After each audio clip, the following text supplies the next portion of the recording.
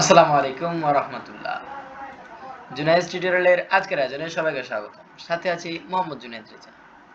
আজকে আমরা তোমাদের অর্থাৎ ষষ্ঠ শ্রেণীর বিজ্ঞান বইয়ের আলোচনায় আছি। আজকে আমরা জানব প্রোটোপ্লাজমীয় অঙ্গাণু। তাহলে প্রোটোপ্লাজমের অংশ হচ্ছে বা প্রোটোপ্লাজমের অংশ হচ্ছে কয়টি? তিনটি। একটা হচ্ছে কোষ ঝিল্লি, একটা সাইটোপ্লাজম, একটা নিউক্লিয়াস। এর আগের ক্লাসে আমরা এগুলো নিয়ে আলোচনা করেছি। তাহলে এর আগের ক্লাসে আমরা আলোচনা করেছি কি নিয়ে? এর আগের ক্লাসে আমরা আলোচনা করেছি এই তিনটি অঙ্গাণু নিয়ে। এই তিনটি অঙ্গাণুর মধ্যে সবচেয়ে গুরুত্বপূর্ণ, প্রত্যেকটি গুরুত্বপূর্ণ, তবে এর মধ্যে সবচেয়ে গুরুত্বপূর্ণ হলো নিউক্লিয়াস। আমরা এই অঙ্গাণুগুলো নিয়ে আলোচনা করেছি, এই অঙ্গাণুগুলো নিয়ে আলোচনা করা হয়েছে। তো যাই হোক, এই অঙ্গাণুগুলো আমরা পড়বো আজকে, অর্থাৎ এই অঙ্গাণুগুলো সম্পর্কে বিস্তারিত জানবো। তো দেখো, এখানে বলছে যে কি বলছে, এই যে এখানে একটা চিত্র, আর এখানে একটা চিত্র। এই দুই চিত্র কিন্তু দুই রকম, তাই না? এই দুই চিত্র দুই রকম, তাই না? দেখো, একটা হচ্ছে, অর্থাৎ এটার থেকে এটা প্রচুর ভিন্ন, তাই না? এটার থেকে এটা প্রচুর ভিন্ন।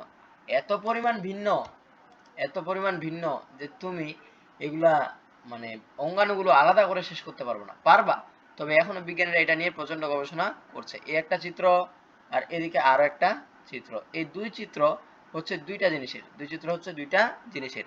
কাদের কাদের এটা তো জানতে হবে, তাই না?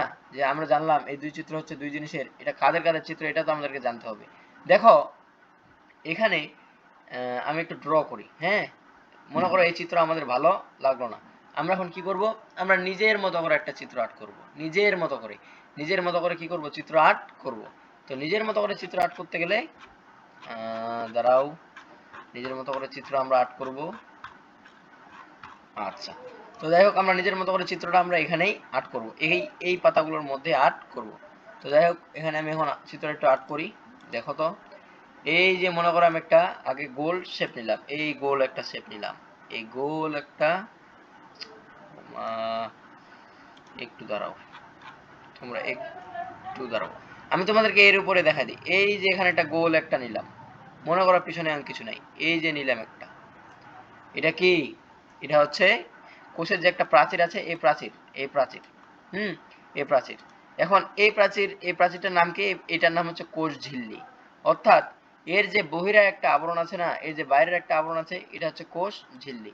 এর বাইরের আবরণটা হচ্ছে কোষ ঝিল্লি, আর এই যে বাইরের যে আবরণটা আছে না, এই বাইরের আবরণটার নাম হচ্ছে কি? কোষ ঝিল্লি। বাইরের আবরণটা কোষ ঝিল্লি, বহির আবরণটা কোষ ঝিল্লি, আর ভিতরের যে আবরণটা আছে, ভিতরের যে আবরণটাকে আমরা দেখতে পাই, এই আবরণটা হচ্ছে, এখানে দেখো, এখানে আবার কি কি আছে?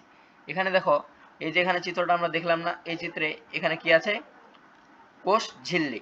কোষটা হুবহু গোলাকার এমনটা কিন্তু নয়, এটা একটু মনে রাখবা। হ্যাঁ, কোষ কিন্তু হুবহু গোলাকার নয়, গোলাকার হইতেও পারে। এবার দেখো, এখানে আমরা আর্ট করব মাইটোকন্ড্রিয়া। ও মা, এত, এই যে মনে করো এই হলো মাইটোকন্ড্রিয়া। আহারে, এক মিনিট দাঁড়াও তো, একটু শুধু থিকনেসটা কমাই। আচ্ছা, এই যে এখানে আছে মাইটোকন্ড্রিয়া ঠিক দেখতে ঠিক এরকম, দেখো, এরকম এরকম এরকম এরকম এরকম এরকম, এর নাম হচ্ছে কি? মাইটোকন্ড্রিয়া। এরপর আমরা এখানে দেখব নিউক্লিয়াস কি দেখব? নিউক্লিয়াস। অর্থাৎ প্রাণীকোষের যেটা মানে প্রধান অঙ্গাণু, এটা হচ্ছে দেখো নিউক্লিয়াস। এই হচ্ছে নিউক্লিয়াস, তাই না? এবার দেখো, এই নিউক্লিয়াস আছে, এর নাম নিউক্লিয়াসের ভেতরে আবার কিছু অঙ্গাণু আছে। নিউক্লিয়াসের ভেতরে কিছু দাগ দাগ দাগ দাগ জিনিস আছে। দাগগুলো কেমন তুমি কি জানো? দাগগুলো তোমাকে আমি একটু দেখাই। দাগগুলো কেমন? দাগগুলো ঠিক, আচ্ছা, দাগগুলো ঠিক এমন, দাগগুলো ডট ডট। তো যাই হোক, এখানে ডট ডট দিব। এই দেখো, এর ভিতরে ঠিক এমন এমন জিনিস আছে, এমন জিনিস আছে, তারপর এখানে পেঁচানো আছে, এই পেঁচানো নালিকাগুলো আছে। ঠিক এই বিষয়গুলোই হচ্ছে কিসের অন্তর্ভুক্ত? কোষের অন্তর্ভুক্ত। অর্থাৎ এগুলো নিয়ে কোষ গঠিত, তাই না? যাই হোক, আমি তোমাদেরকে মানে কিছু একটু ধারণা দেওয়ার চেষ্টা করছিলাম, আশা করি তোমরা একটু স্বচ্ছ ধারণা পেয়েছো। এবার আমরা এখানে একটু দেখি। এই যে আমি তোমাদেরকে দুইটা চিত্র এখানে দিয়েছি, দুইটা চিত্রের কথা এখানে বলেছি। এই দুইটা চিত্রের মধ্যে দেখো, এই যে মামুর বেটা, একে আমি একটু সরাই, এটা সরাই, হ্যাঁ। আচ্ছা, আর একেও আমি একটু সরাই, এই দুইটা একটু আউট হোক, যেটা একটু আউট হোক। এই দেখো আমি এখানে একটু ড্র করি, দেখো এই যে এখানে এর নাম হচ্ছে মসৃণ এন্ডোপ্লাজমিক জালিকা, অর্থাৎ এই যে অঙ্গাণুটা, এই যে অঙ্গাণুটা এর নাম হচ্ছে মসৃণ এন্ডোপ্লাজমিক জালিকা। মসৃণ এন্ডোপ্লাজমিক জালিকা মানে এটা কেমন হবে, এটা নাড়তে খুব আরামদায়ক হবে, এই জন্য এটার নাম মসৃণ এন্ডোপ্লাজমিক জালিকা, তাই না? এবার দেখো, এবার হচ্ছে এটা হচ্ছে মসৃণ এন্ডোপ্লাজমিক জালিকা, এটা হচ্ছে গোলজি বস্তু, এটা হচ্ছে গোলজি বস্তু, এটা গোলজি বস্তু। এরপরে দেখো এর নাম হচ্ছে মাইটোকন্ড্রিয়া, দেখো এখানে কিন্তু দিচ্ছে এই যে মাইটোকন্ড্রিয়া, লিখেছে না মাইটোকন্ড্রিয়া? এটা উদ্ভিদ কোষেও আছে, প্রাণী কোষেও আছে। আর তোমাদেরকে আমি ওদিন একটা অনন্য বৈশিষ্ট্যের কথা বলছিলাম, অনন্য বৈশিষ্ট্য কি তুমি কি জানো? প্রাণী কোষে কি থাকে না, প্রাণী কোষে, প্রাণী কোষে থাকে না তোমার কোষ প্রাচীর, আর উদ্ভিদ কোষে কি থাকে, উদ্ভিদ কোষে কোষ প্রাচীর থাকে। তাহলে যে এই যে কোষটা, এই যে কোষটা, এই কোষটার অনন্য যে একটা বৈশিষ্ট্য, এই কোষটার যে একটা অনন্য বৈশিষ্ট্য, এই বৈশিষ্ট্য, এই বৈশিষ্ট্যটা হচ্ছে কি জানো? এই বৈশিষ্ট্য হচ্ছে এখানে কি আছে, কোষ, এখানে আছে কোষ ঝিল্লি, এখানে আছে কোষ প্রাচীর আছে, তাই না? তাহলে কোষ প্রাচীর যে আছে, এই জন্যই তো এটাই, এই জন্য এটার নাম কি, উদ্ভিদ কোষ। আর কোষ প্রাচীর না থাকলে এর নাম প্রাণী কোষ। তোমরা এই চিত্রটা একটু মনে রাখবা, হ্যাঁ। এই চিত্রটা হচ্ছে সবচেয়ে ইম্পর্টেন্ট চিত্র, এই চিত্রগুলো আমরা আরো বিস্তারিত জানবো, হ্যাঁ। আচ্ছা, এবার দেখো আমরা আলোচনায় আসি, আলোচনায় আসা যাক। আলোচনায় কি আছে দেখি তো, আলোচনায় আছে দেখো কোষ ঝিল্লি, কোষ ঝিল্লি। কোষ ঝিল্লি কি, সম্পূর্ণ প্রোটোপ্লাজমকে ঘিরে যে নরম পর্দা দেখা যায় তাই হচ্ছে কোষ ঝিল্লি বা সেল মেমব্রেন। সেল মেমব্রেন হচ্ছে ইংরেজি, আর বাংলা হচ্ছে কি, বাংলা হচ্ছে কোষ ঝিল্লি। এটি কোষের ভেতর ও বাইরের মধ্যে, এটি কোষের ভেতর এবং বাইরের মধ্যে কি করে, বিভিন্ন খনিজ পদার্থ, বিভিন্ন খনিজ পদার্থ ও গ্যাস এর নিয়ন্ত্রণ করে। তাহলে বিভিন্ন খনিজ পদার্থ ও গ্যাসের নিয়ন্ত্রণ করে কে, কোষ ঝিল্লি। কোষ ঝিল্লি, কোষ ঝিল্লি কি করে, বিভিন্ন খনিজ এবং গ্যাসের নিয়ন্ত্রণ করে, তাই না? আমি এটাকে একটা সেভ দিয়ে দিই, একটা সেভ দিয়ে দিই, এটা কেমন হবে, কেমন, এই যে এটা কেমন, এটা কেমন, এর নামে হচ্ছে কি, এর নামে হচ্ছে কোষ ঝিল্লি। কোষ ঝিল্লির কাজ কি তোমাদেরকে বলবে, 1 মার্কের জন্য আসবে ক নাম্বারে, যে কোষ ঝিল্লির কাজ কি, এটা একটু ব্যাখ্যা করো, এটা বিশ্লেষণ করো। এটা তখন তোমাকে এটা বলতে পারতে হবে বা লিখতে পারতে হবে। তো যাই হোক, টেনশনের কোনো কারণ নাই, আমি আছি অধ্যায়গুলো ক্লিয়ার করে দেবো। এবার দেখো কোষ ঝিল্লি গেল, এবার কোষ ঝিল্লির পরে যে অঙ্গাণুটি আসে, এই অঙ্গাণুটির নাম কি তুমি জানো? এই অঙ্গাণুর নাম হচ্ছে সাইটোপ্লাজম। সাইটোপ্লাজম কি, সাইটোপ্লাজম হচ্ছে, প্রোটোপ্লাজম হচ্ছে নিউক্লিয়াস মিলে হচ্ছে প্রোটোপ্লাজম। আর যখন আমরা, কি করব, প্রোটোপ্লাজম থেকে নিউক্লিয়াসকে সরিয়ে নিব, তখন দেখব সেখানে যে অঙ্গাণুটি থাকবে এটা হচ্ছে কি, এটা হচ্ছে সাইটোপ্লাজম, এটা হচ্ছে সাইটোপ্লাজম।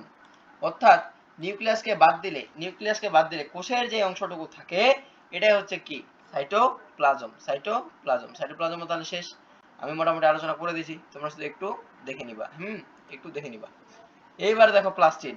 প্লাস্টিড কি, প্লাস্টিড এটা মনে রাখবা, প্লাস্টিড কি, প্লাস্টিড, এই যে প্লাস্টিড, এটা হচ্ছে উদ্ভিদ কোষের একটা অনন্য বৈশিষ্ট্য। এটা আমরা আজকে এখন আলোচনা করব না, আমরা আজকে আলোচনা করব এই যে কোষের 3টি অংশ, নিউক্লিয়াস সহ, কোষ ঝিল্লি, সাইটোপ্লাজম এবং নিউক্লিয়াস। কোষ ঝিল্লি, সাইটোপ্লাজম এবং নিউক্লিয়াস। দেখো আজকে আমরা আসলাম নিউক্লিয়াসে। নিউক্লিয়াস, প্রোটোপ্লাজমের মধ্যে ভাসমান গোলাকার ঘনবস্তুটি নিউক্লিয়াস। ভাসমান ঘনাকার যে বস্তুটি এর নাম কি, নিউক্লিয়াস। নিউক্লিয়াস, ভাসমান যে বস্তুটি এর নাম নিউক্লিয়াস। নিউক্লিয়াস কি, কোষের সকল শারীরবৃত্তীয় কাজ নিয়ন্ত্রণ করে। নিউক্লিয়াস কোষের সকল শারীরবৃত্তীয় কাজ নিয়ন্ত্রণ করে, তাই না? সকল শারীরবৃত্তীয় কাজ নিয়ন্ত্রণ করে। আর কি করে দেখো, আর কি করে দেখো, সকল শারীরবৃত্তীয় কাজ নিয়ন্ত্রণ করে। এবং এর কাজ হচ্ছে, কি জানো? এর কাজ হচ্ছে সকল শারীরবৃত্তীয় কাজ, অর্থাৎ বিভিন্ন ক্রিয়াকলাপ নিয়ন্ত্রণ করা। তোমাদেরকে একটা চিত্র দেখাই, তাহলে সবচেয়ে বেশি সুবিধা হবে। এই যে তোমাদের জন্য আমি একটা 3D মডেল সুন্দর মতো বানায় রাখছি। এই যে চিত্র, এই চিত্র, এটাই হচ্ছে কি জানো? এটাই হচ্ছে, এই হচ্ছে নিউক্লিয়াস। দাঁড়াও তোমাদেরকে আমি শেপ দিয়ে বুঝাই দিই। এই যে মামুর বেটা, এই যে মামুর বেটা, এর নাম কি জানো? এর নামে হচ্ছে নিউক্লিয়াস, এর নামে হচ্ছে নিউক্লিয়াস, এর নাম নিউক্লিয়াস। নিউক্লিয়াসের ভিতরে কি কি আছে? নিউক্লিয়াসের ভিতরে আছে nucleoplasm, nuclear membrane, nuclear membrane. আমি জুম করি, এই যে। আর তোমাদেরকে এই যে আমি মাইটোকন্ড্রিয়ার চিত্র দেখালাম না, মাইটোকন্ড্রিয়ার যে চিত্রটা আমি দেখাইলাম, এই মাইটোকন্ড্রিয়ার চিত্রটা ঠিক কেমন তুমি জানো? মাইটোকন্ড্রিয়ার চিত্রটা ঠিক এমন, দাঁড়াও, মাইটোকন্ড্রিয়ার চিত্রটা ঠিক এমন। কোনটা দিয়ে দেখাই, কোনটা দিয়ে দেখাই? আচ্ছা, এটা দিয়ে দেখো। মাইটোকন্ড্রিয়া হচ্ছে, ঠিক আছে, দেখো এটা, এর নাম হচ্ছে মাইটোকন্ড্রিয়া, এর নাম হচ্ছে মাইটোকন্ড্রিয়া, এর নামে হচ্ছে মাইটোকন্ড্রিয়া। এখন তোমার মনে প্রশ্ন জাগতে পারে, স্যার এটা এমন কেন? এটা এমন বলতে আল্লাহ এটাকে এমনি এমনি বানাচ্ছে, তাই না? তারপর আমি তোমাদেরকে যে বললাম গোলজি বস্তু, এই যে গোলজি বস্তু, এই যে লেগে লেগে যে জিনিসটা আছে, এর নাম হচ্ছে গোলজি বস্তু, এর নামেই গোলজি বস্তু। লেগে লেগে যে জিনিসটা আছে এর নাম গোলজি বস্তু, এর নামই হচ্ছে গোলজি বস্তু। এটা আবিষ্কার করে বিজ্ঞানী গোলগি, গোলগি, গোলগি নামের একজন বিজ্ঞানী ছিল, যিনি এটা আবিষ্কার করে। তো যাই হোক, তারপরে দেখি, তারপরে দেখি তাহলে নিউক্লিয়াসে পরিণত কোষকে এদের স্থানে হতে পারে। আচ্ছা, এগুলো তোমরা নিউক্লিয়াসের, আমি পরবর্তীতে নিউক্লিয়াসের একটা ক্লাস দিব, তারপর মাইটোকন্ড্রিয়া বা সাইটোপ্লাজমের বিভাজন নিয়ে ক্লাস দিব। ততক্ষণ ভালো থাকো, সুস্থ থাকো, আসসালামু আলাইকুম।